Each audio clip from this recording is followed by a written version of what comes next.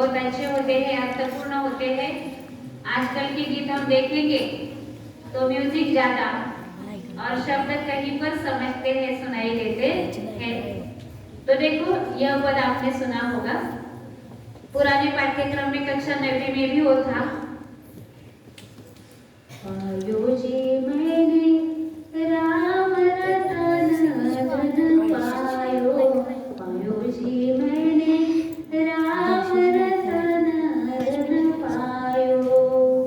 वस्तु अमौलिक दी मेरे सतगुरु, वस्तु अमौलिक दी मेरे सतगुरु, कृपा कर अपनायो। पायो जी मैंने कृपा कर अपनायो, पायो जी मैंने राम रतन धन पायो, पायो जी मैंने राम रतन धन पायो। इस प्रकार का पद है। अभी आप पढ़ रहे हो, मेरे तो गिरिधर गोपाल, दूसरा न कोई। तो इस प्रकार की कई रचनाएं हैं जिन रचनाओं ने हमारी हिंदी की साहित्य संपदा समृद्ध करने का काम किया है। इस प्रकार की पुरानी जो रचनाएं हैं वो आपको सुनना जरूरी है। आज भारतवर्ष में करीबन 527 से भी अधिक बोलियां बोली जाती है, 1650 से भी अधिक भाषाएं हैं और इनमें से 527 से अधिक बोलियां हैं और इन बोलियों में 220 से अधिक बोलियां हिंदी की है। इसका मतलब ये है कि हिंदी जानने वाले, हिंदी बोलने वाले लोगों की संख्या बहुत मात्रा में है। आप लोग अखबार पढ़ते हो ना? कोई एक नाम बताइए अखबार का। सरकार है, लोकमत है ना, तरुण भारत। इस प्रकार के मराठी अखबार हम पढ़ते हैं, लेकिन हिंदी के भी अखबार है। करीबन 73 से भी अधिक अखबार हिंदी के हर रोज निकलते हैं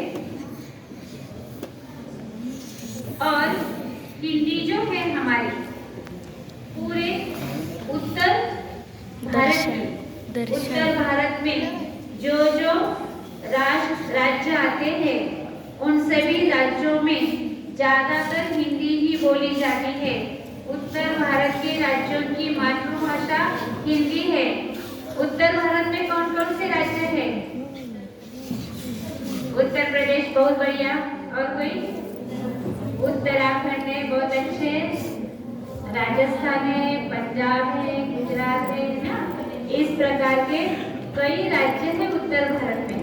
इन राज्यों की मातृभाषा हिंदी है। आज हिंदी संपर्क भाषा है, राजभाषा है, राष्ट्रभाषा के रूप में वो उभर रही है। साथ ही साथ हिंदी रोजगार की भी भाषा बन रही है। हिंदी आने से आपको रोजगार की प्राप्ति भी हो सकती है और आपकी जो रोजी रोटी का प्रश्न है वो भी मिट सकता है। कई जगहों पर आज हिंदी के कारण हम नौकरी भी पा सकते हैं। आकाशवाणी हो, दूरदर्शन हो, रेल हो, बैंक हो, डाकघर हो, ऐसे कई विभागों में आज आप अगर अच्छी तरह से आपको हिंदी आती है तो हिंदी के कारण आपको रोजगार की प्राप्ति भी हो सकती है। आजकल संगणक में भी हिंदी है। कई समाज माध्यमों में भी हिंदी का प्रयोग किया जाता है, जैसे कि व्हाट्सएप पर भी हिंदी है, ट्विटर भी हिंदी में है। हिंदी के कई ब्लॉग है जिस पर आप हिंदी में लिख सकते हो। मतलब आज हिंदी भी हमारी बदल रही है, क्योंकि वो बहुत ही आसान है, सरल है, मधुर और मीठी वाणी वाली यह हमारी हिंदी भाषा है। तो हिंदी भाषा के बारे में मैंने आपको थोड़ी सी जानकारी दी है। कल भी कई लोगों ने इसकी जानकारी आपको बी होगी कविता सुनना आपको अच्छा लगता है? अच्छा लगता है। तो एक दो कविताओं को मैं यहाँ पर प्रस्तुत कर रही हूँ। कक्षा 7वीं के छात्र हैं क्या इधर? कहाँ पर है? कक्षा 7वीं, ठीक है। तो आपने पहली इकाई की दूसरी कविता है फूल और कांटे, पढ़ी है ना? पढ़ी है। तो थोड़ी सी कविता में जाकर आपको बता रही हूँ, सुनेंगे ना?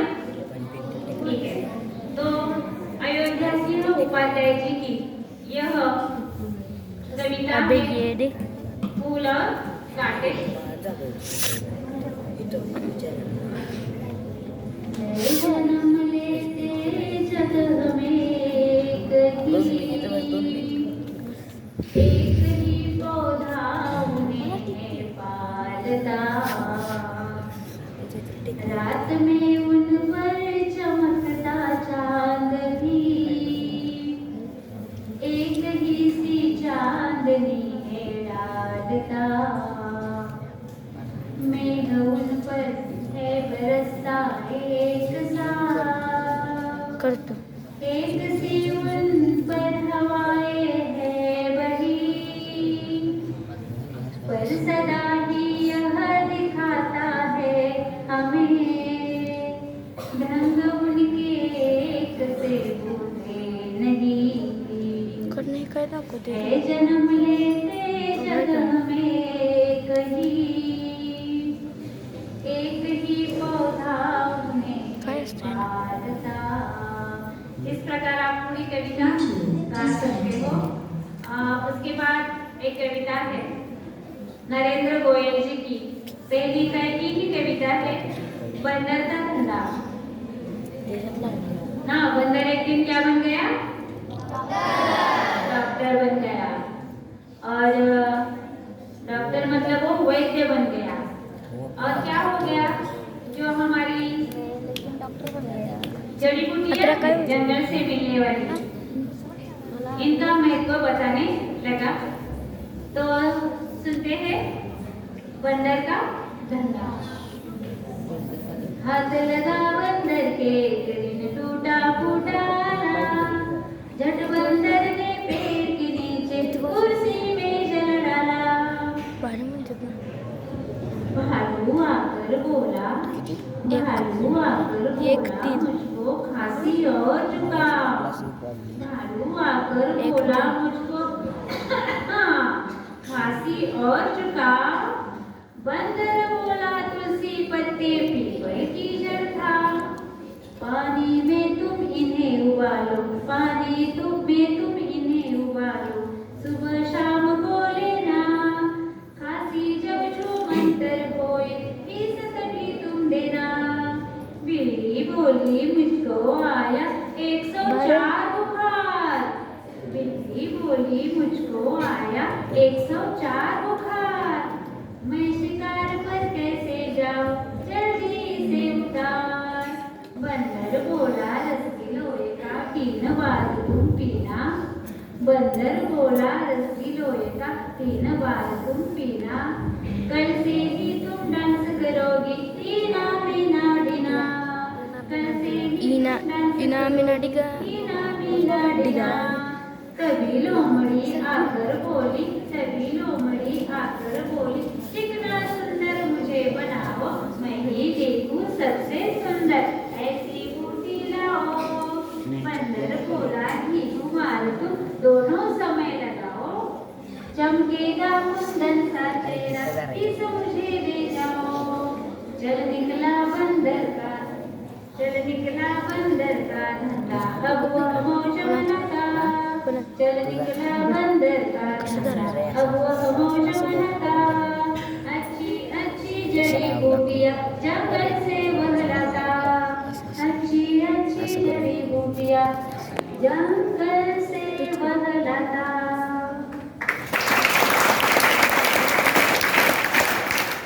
देखो कक्षा 8वीं में क्या? कक्षा 8वीं पहली ही हमारी कविता है हे मातृभूमि। राम प्रसाद जो कि काकोरी कट में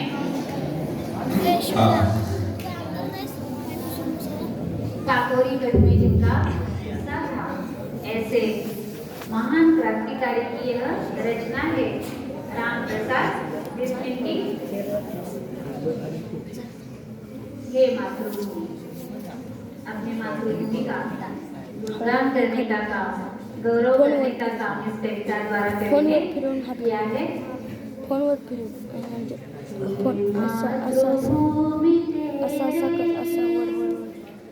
चरणों में शीश नवाऊं, भक्ति भेंट अपनी, तेरी शरण में लाऊं। हे मातृभूमि तेरे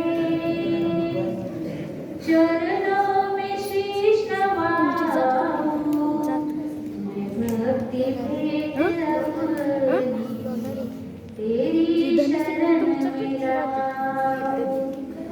माथे पे तू हो चंदन, छाती पे तू हो माला, नाही पांढरा चांगलं दिसत नाही रे येड्या.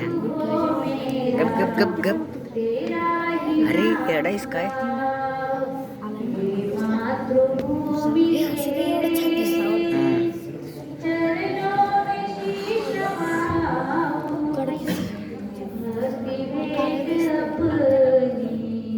तेरी शरण में लाऊं।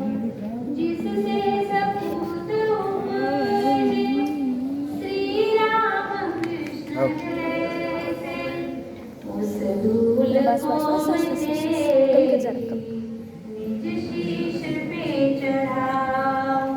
हे मातृभूमि तेरे चरणों में शीश नवाऊं, मैं भक्ति भेंट अपनी, तेरी शरण में लाऊं। मैं भक्ति भेंट अपनी, तेरी शरण में लाऊं। इस प्रकार आप ये पूरी कविता गा सकते हो।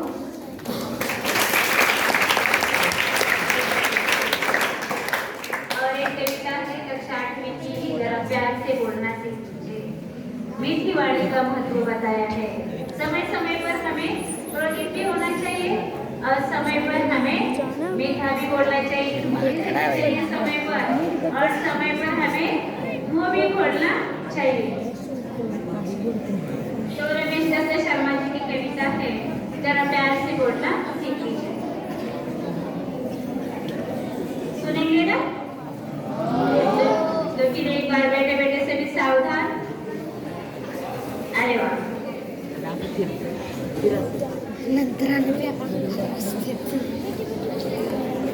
वाणी में शहर बोलना सीख लीजिए, जरा प्यार से बोलना सीख लीजिए। वाणी में शहर बोलना सीख लीजिए, जरा प्यार से बोलना सीख लीजिए। चुप रहने के यारों बड़े फायदे हैं, जुबां वक्त पर बोलना सीख लीजिए। वाणी में शहर बोलना सीख लीजिए, जरा प्यार से बोलना सीख लीजिए। कुछ कहने से पहले जरा सोचिए, ख्यालों को खूब करना सीख लीजिए। कुछ कहने से पहले जरा सोचिए, ख्यालों को खूब करना सीख लीजिए। उतरा खोया फिर तुम्हें मैं अपने आप को टोकना सीख लीजिए। वाणी में शहर बोलना सीख लीजिए, जरा प्यार से बोलना सीख लीजिए। पटाखे की तरह फटने से पहले रोशनी के रंग करना सीख लीजिए। कटु वचन तो सदा होते हैं कांटे, मीठी बोली के गुल रोकना सीख लीजिए। वाणी में शहर बोलना सीख लीजिए, जरा प्यार से बोलना सीख लीजिए, जरा प्यार से बोलना सीख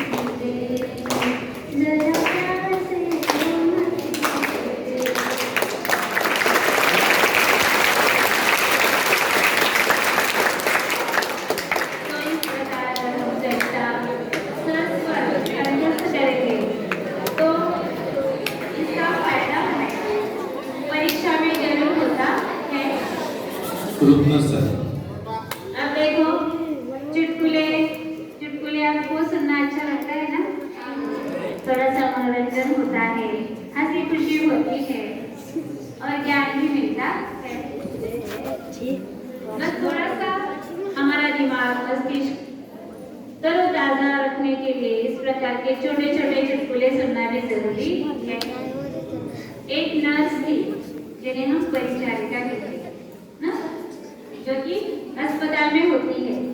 परिचारिकाएं अस्पताल में होती है जो कि मरीजों की सेवा करने का काम करती है।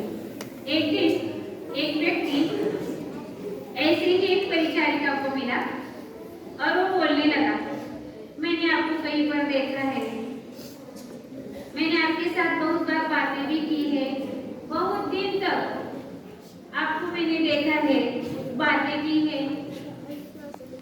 ऐसा वो परिचारिका को बार बार कहने लगा।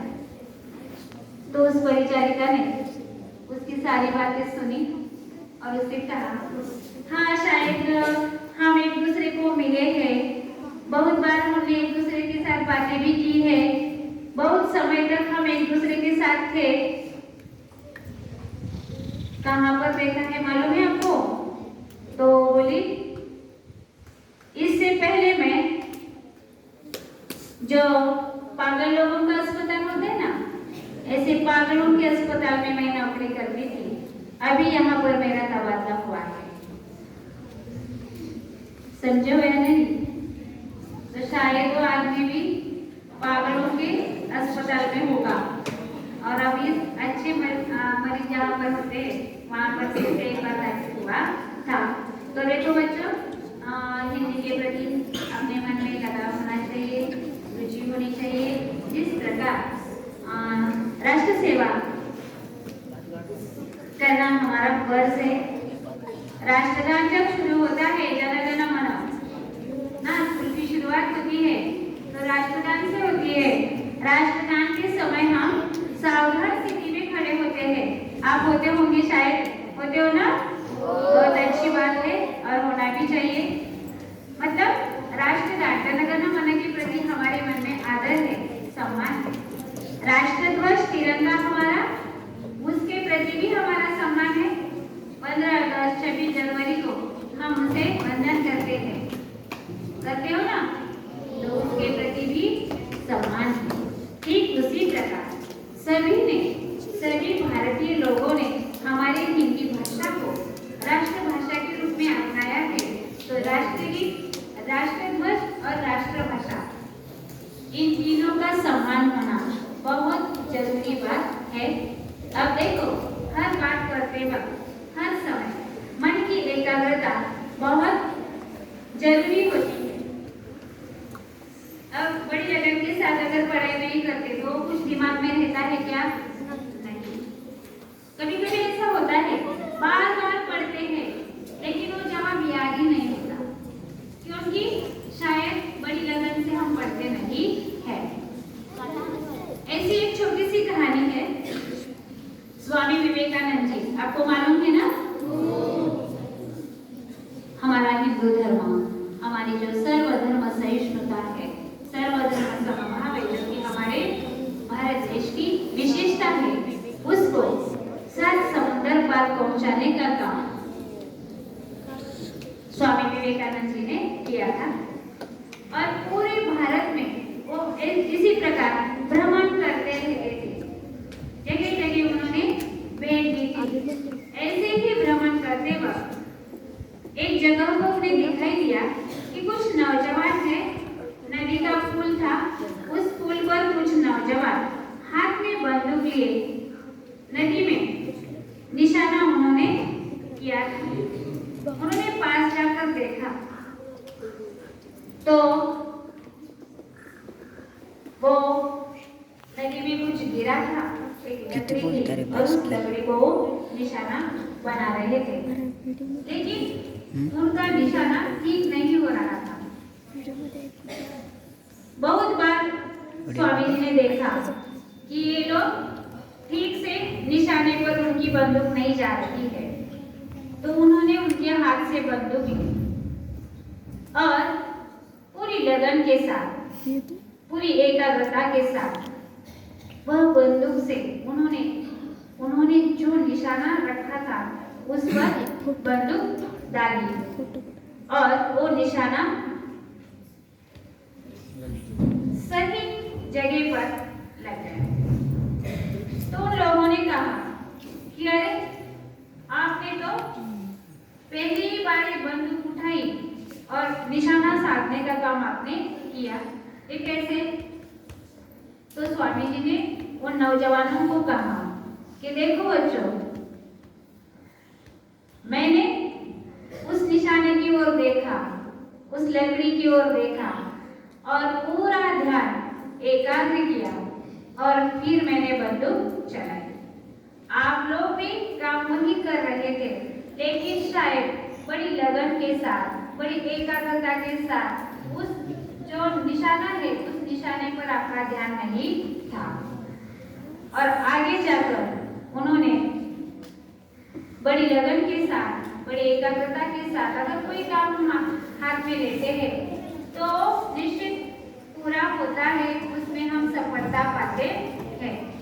तो आज हम देखते हैं, पढ़ाई करने के लिए आप बैठते हो, 10-15 मिनट बैठते हो, फिर हो गई पढ़ाई, हमारा मन ही नहीं करता है पढ़ाई करने।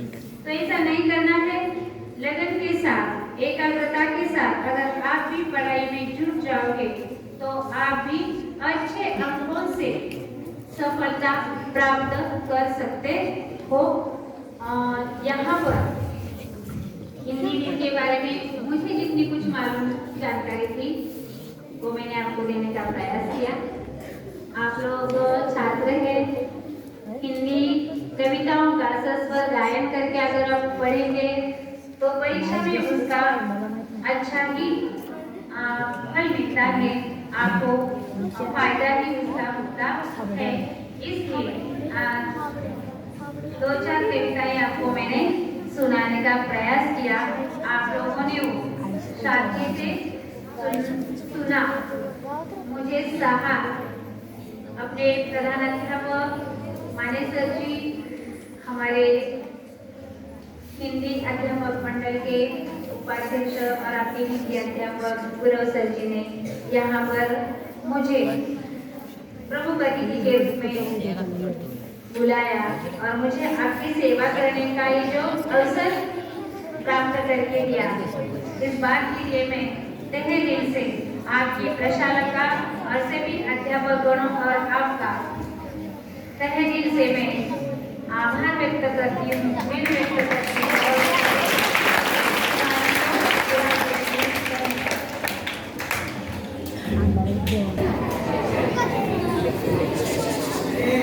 हाँ,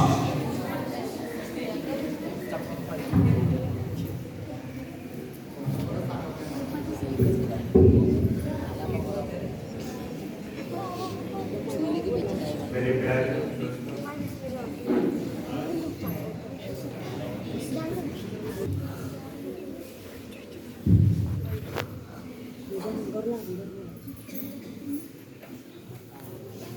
आज हिंदी दिन के उपलक्ष्य में मंच पर उपस्थित इस विद्यालय के प्रधानाचार्य मानेसर जी, पर्यवेक्षक आदरणीय मेरे परम मित्र घाटे सर जी, सांगली जिला हिंदी अध्यापक मंडल के उपाध्यक्ष और हमारे मार्गदर्शक तथा परम मित्र गुरव सर जी, यहाँ अध्यापन करने वाले मेरे मित्र हिंदी अध्यापक मानेसर जी, खोत सर जी, मंच पर उपस्थित इस विद्यालय बहना, यहाँ पर उपस्थित सभी अध्यापक भाइयों और बहनों और मेरे प्रिय, आज बड़ा खुशी का माहौल है। हिंदी दिन समारोह संपन्न होने जा रहा है। कल ही 14 सितंबर को ये दिन पूरे भारतवर्ष में मनाया गया। कई विद्यालयों में ये सप्ताह के रूप में मनाते हैं, पखवाड़े के रूप में मनाते हैं, तरह तरह की प्रतियोगिताओं का आयोजन करते हैं।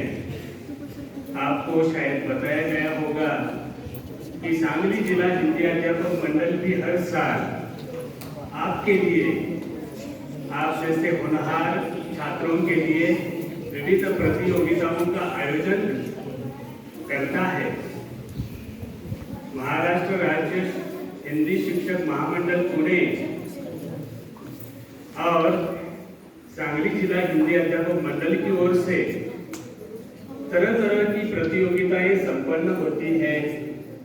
उसमें देशभक्ति गीत गायन प्रतियोगिता होती है। इस साल 7वीं 8वीं कक्षा के लिए कथाकथन प्रतियोगिता का आयोजन किया गया है।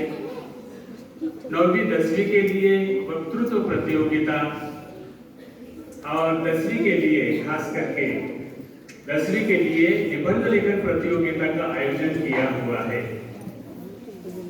बच्चों, हिंदी ये बहुत ही प्यारी, मीठी, मधुर भाषा है। इतना ही नहीं, मैडम जी ने आपको बताया कि ये विश्व स्तर पर जा पहुंची है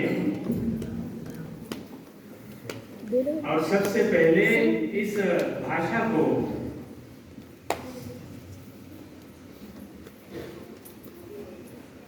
सुन लिया पूज्य महात्मा जी ने, महात्मा गांधी जी ने प्रचार प्रसार के हेतु स्वतंत्रता आंदोलन में हिंदी ने ही बहुत बड़ा योगदान दिया है।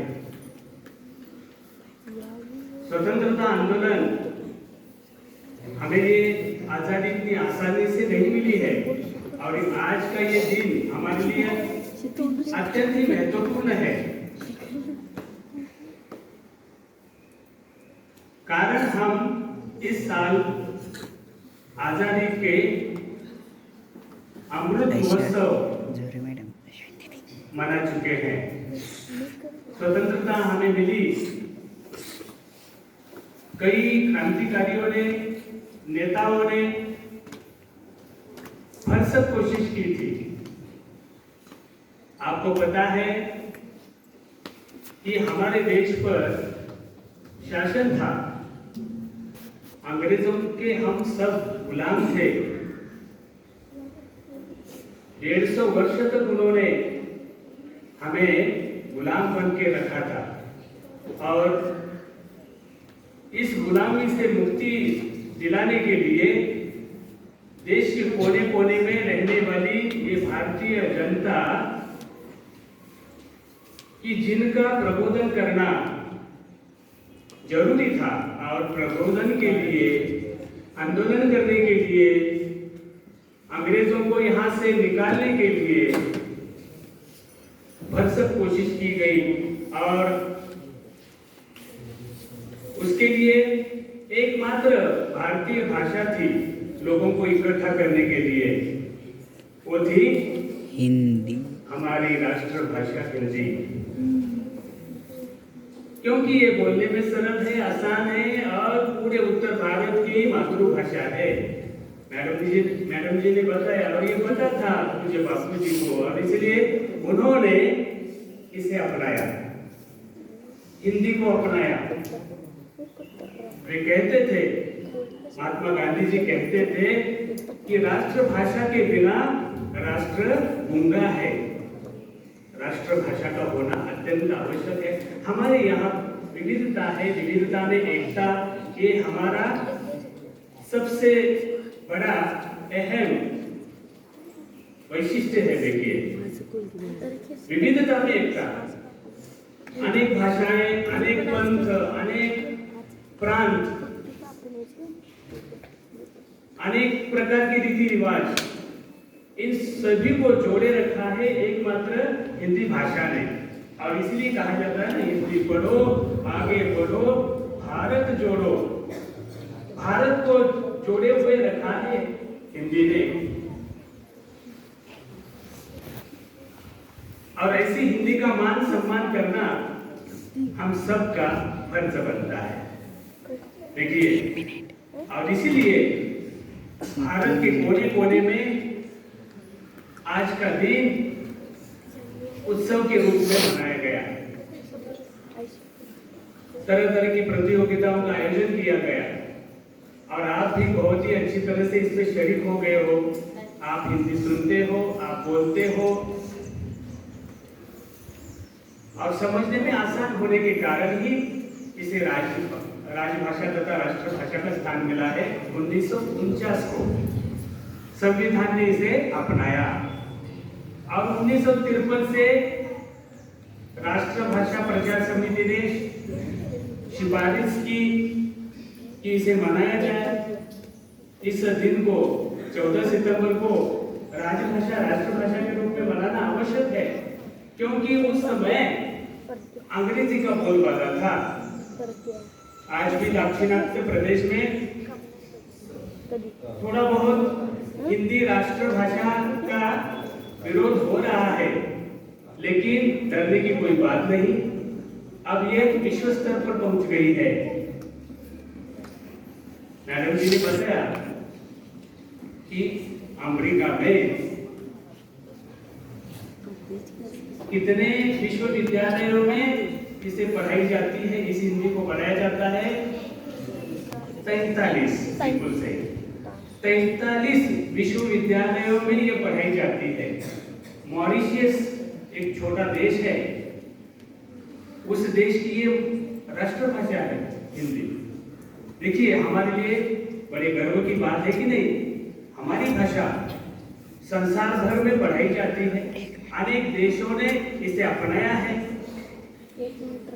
तो हमें भी इसका सम्मान करना चाहिए। प्रचुर मात्रा में इसका प्रचार प्रसार हो रहा है। आकाशवाणी, दूरदर्शन के माध्यम से हम तरह तरह की धारावाहिक देखते हैं। महाभारत, रामायण जैसे धारावाहिक ने तो बेहद हमारा मनोरंजन किया है, संस्कृति का परिचय कराया है। संस्कृति का जतन करने वाली ये हमारी हिंदी है। हिंदी ने क्या नहीं किया, क्या नहीं दिया। जिस प्रकार देखिए, राष्ट्रध्वज, राष्ट्रगीत हमारा मान बिंदु है, उसी प्रकार ये हिंदी भी है। और इसका सम्मान करना यानी क्या करना है, हमें ज्यादातर हिंदी में बातें करनी चाहिए। मातृभाषा के बाद राष्ट्रभाषा का हमें उपयोग करना जरूरी है। मैं ऐसा नहीं कहता कि अंग्रेजी अच्छी भाषा नहीं है या उसका उपयोग न करें, ये भी मैं नहीं कहता। ये विश्व स्तर की भाषा है, नंबर 1 की भाषा है, इसका भी हम उपयोग करेंगे ही। साथ ही साथ हमें मातृभाषा तथा राष्ट्रभाषा का उपयोग भी करना चाहिए। दैनिक व्यवहार में हम इसका जरूर उपयोग करें। इस हिंदी भाषा ने हमें अनेक कहानियां दी है, साहित्यकारों ने इसे संवारा है। संत कबीर, तुलसीदास, सूरदास, रहीम, संत मीराबाई,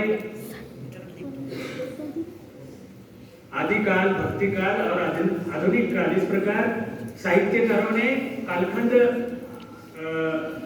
हम बना सकते हैं साहित्य का। देखिए, भक्तिकालीन कवि, आदिकालीन कवि, आधुनिक काल के कवि प्रेमचंद, हरिवंश राय बच्चन। आपने हरिवंश राय बच्चन जी की वो कविता सुनी होगी, तू न थकेगा कभी, तू न मुड़ेगा कभी, तू न थकेगा कभी, तू न मुड़ेगा कभी, कर शपथ, कर शपथ, कर शपथ, अग्निपथ, अग्निपथ, अग्निपथ। जीवन का ये रास्ता बहुत टेढ़ा मेढ़ा है।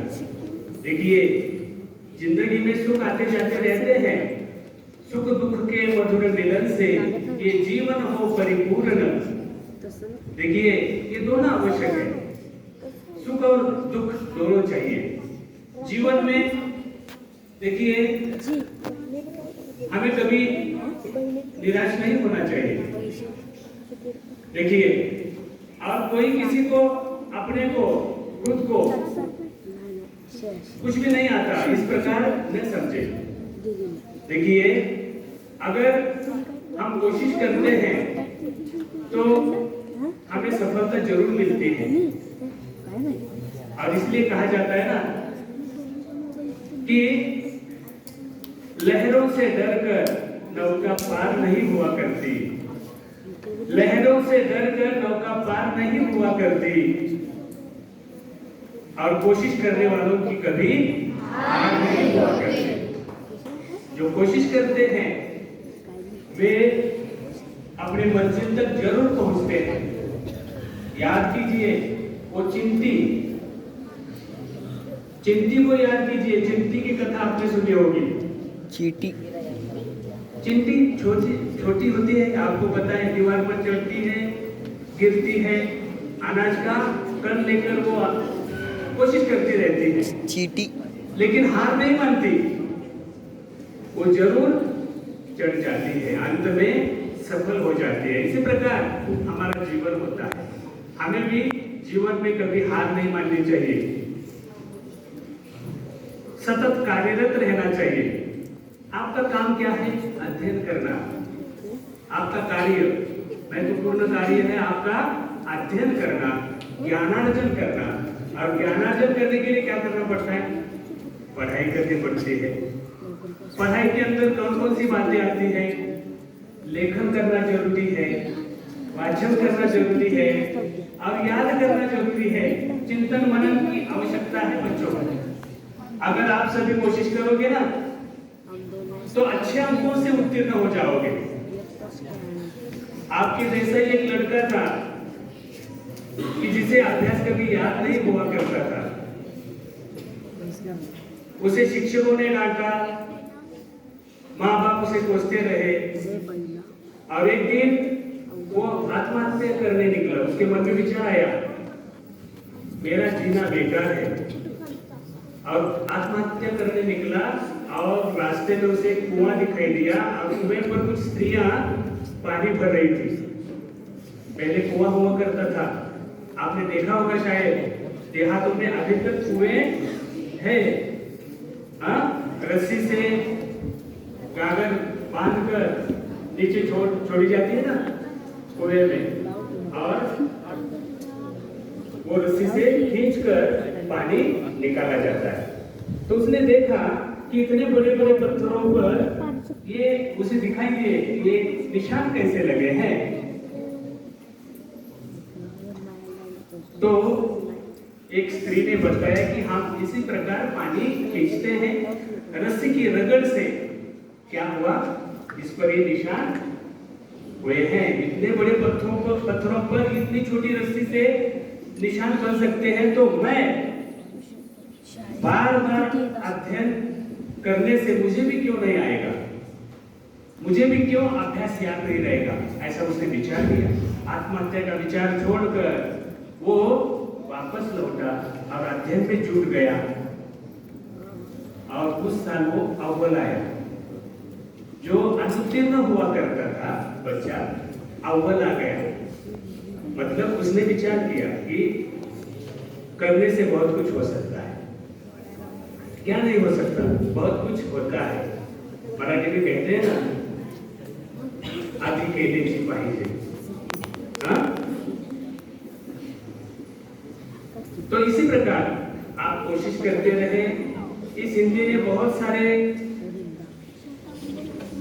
काव्य दिए हैं, गीत दिए हैं, गीतकारों ने बहुत सुंदर गीत भी लिखे हैं, संगीतकारों ने उसे, गायकों ने उसे बहुत अच्छी तरह से गाया है। अगर समय लेना चाहे तो बहुत सारा ले सकते हैं, लेकिन समय की पाबंदी को ध्यान में रखते हुए कुछ गीत के टुकड़े आपके सामने रखता हूँ।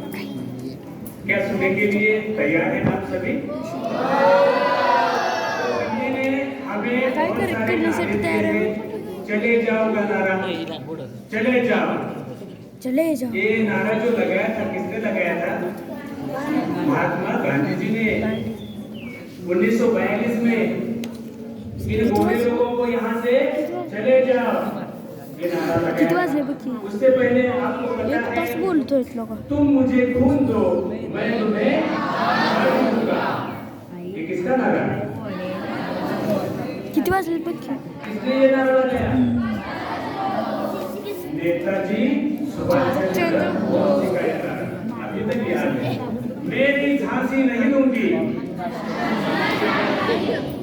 देखो बहुत खूब, बहुत अच्छी जानकारी है आपको।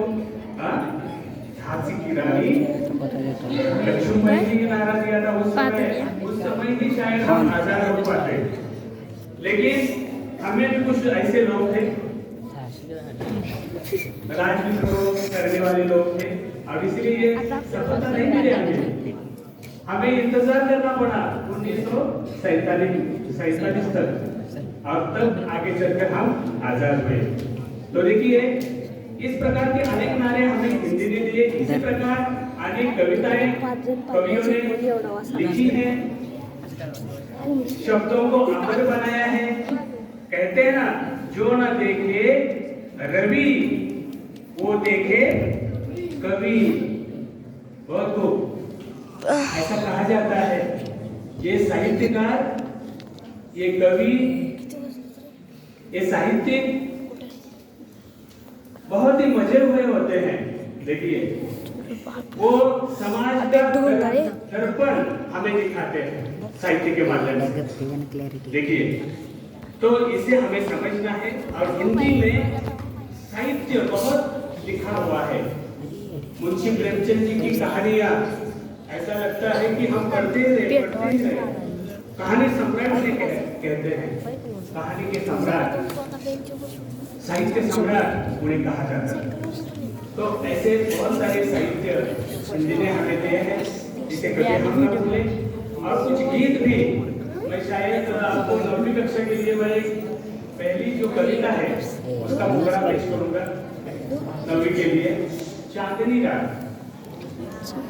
9वीं कक्षा के छात्र आपने ये कविता पढ़ी है। इसे हमने स्वरबद्ध करने का प्रयत्न इस प्रकार किया है। एक पुराना गीत, बहुत सुंदर गीत था, उस गीत की धुन को लेकर इसे हमने स्वरबद्ध किया। देखिए मैं कोशिश करता हूँ, क्योंकि कहते हैं ना, कोशिश करने वालों की कभी। देखिए चांदनी रात में, चांदनी रात का वर्णन बहुत ही सुंदर किया है मैथिली शरण गुप्त जी ने। तो सुनिए,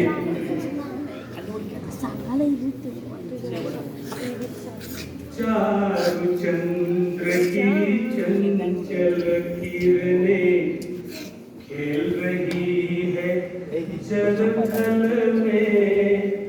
चारु चंद्र की चंचल किरणें खेल रही है जल थल में। स्वच्छ चांदनी बिछी हुई है अवनी और अंबर तल में। चारु चंद्र की चंचल किरणें पुलक प्रगट करती है धरती हरित तृणों की नोकों से। मानो झूम रहे हैं तरु भी मंद पवन के झोंकों से। क्या ही स्वच्छ चांदनी है यह, है क्या ही निस्तब्ध निशा, है क्या ही निस्तब्ध निशा। है स्वच्छंद सुमंद गंध वह निरानंद है कौन दिशा।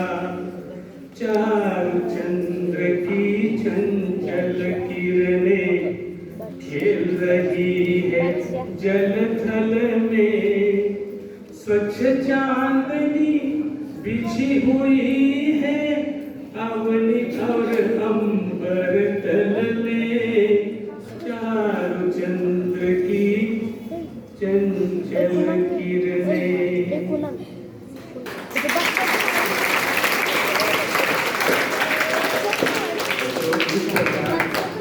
इस प्रकार किसी धुन के आधार पर कविता को हम स्वरबद्ध करते हैं, तो कविता अच्छी तरह से कंठस्थ हो जाती है। और इस पर कुछ पूछे गए सभी प्रकार के सवालों का जवाब हम तुरंत दे पाते हैं, लिख पाते हैं। तो इस प्रकार आप कोशिश करें। ऐसे ही आपको मैं बता दूं कि हिंदी के कई गीत हैं जो हम आज भी हमें प्रेरित करते हैं। जीवन के संदर्भ में गीत है। आपने बहुत सारे गीत सुने होंगे। बहुत सारे संगीतकारों ने बहुत सुंदर ढंग से सजाया है। आपको पता है बहुत सारे देशभक्ति पर गीत भी है, हिंदी ने दिए हैं हमें, इसे कभी ना भूलिए। आपने वो गीत सुना होगा, सारे जहां से अच्छा हिंदुस्तान हमारा, सारे जहां से अच्छा हिंदुस्तान हमारा। हम बुलबुले हैं इसकी, ये गुलसिता हमारा, सारे जहां से अच्छा हिंदुस्तान हमारा, सारे जहां से अच्छा। मज़हब नहीं सिखाता आपस में बैर रखना, मज़हब नहीं सिखाता आपस में बैर रखना। हिंदी है हम, हिंदी है हम, हिंदी है हम, वतन है हिंदुस्तान हमारा, सारे जहां से अच्छा हिंदुस्तान हमारा, सारे जहां से अच्छा। कितना सुंदर गाते हो, अभिनंदन आप सभी का। तो ये हिंदी का गीत आपने लता मंगेशकर जी का गीत सुना होगा, ये मेरे वतन के लोगों जरा आंख में भर लो पानी, जो शहीद हुए हैं उनकी जरा याद करो कुर्बानी। या हिंद देश के निवासी सभी जन एक है, रंग रूप वेश भाषा चाहे अनेक है। इस प्रकार के अनेक गीत या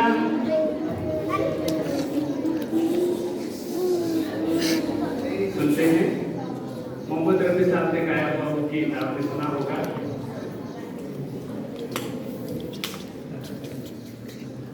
मैं कोशिश करता हूँ, सुनिए।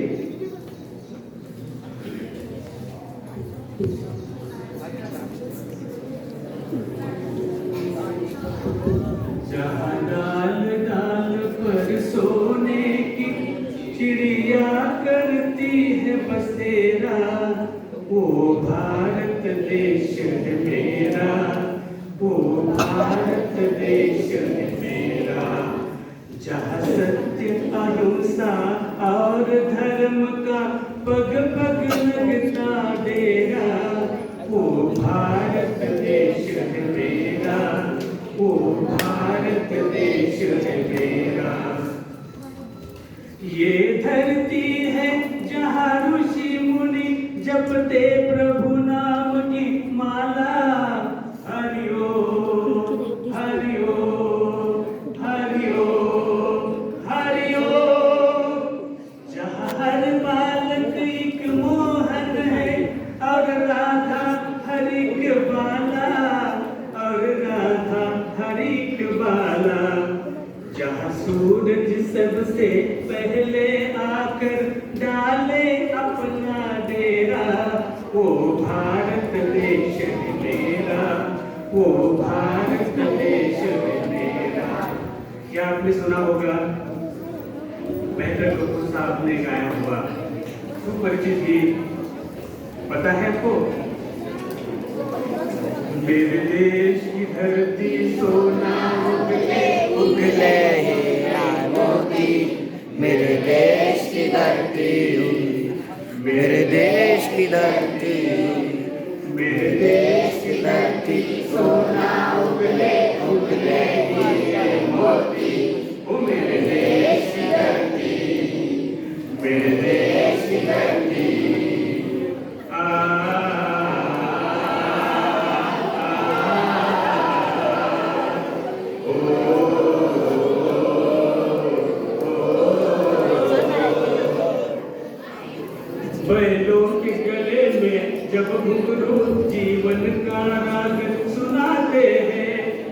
आयशा आयशा काढणार आहेस काय दर घ्या गमों से दूर हो जाता है खुशियों के कमल मुस्कुराते हैं खुशियों के कमल मुस्कुराते हैं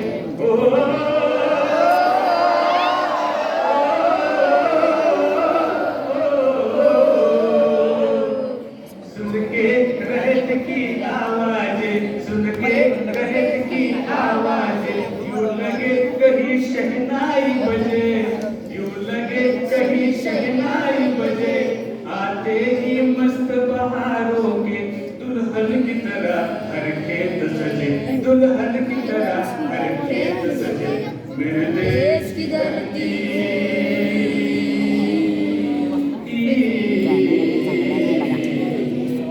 मेरे देश की धरती सोना उगले उगले हीरे मोती ओ मेरे देश की धरती ओ मेरे देश की धरती ओ मेरे देश की धरती बहुत कुछ हो सकता है लेकिन समय बहुत हो गया है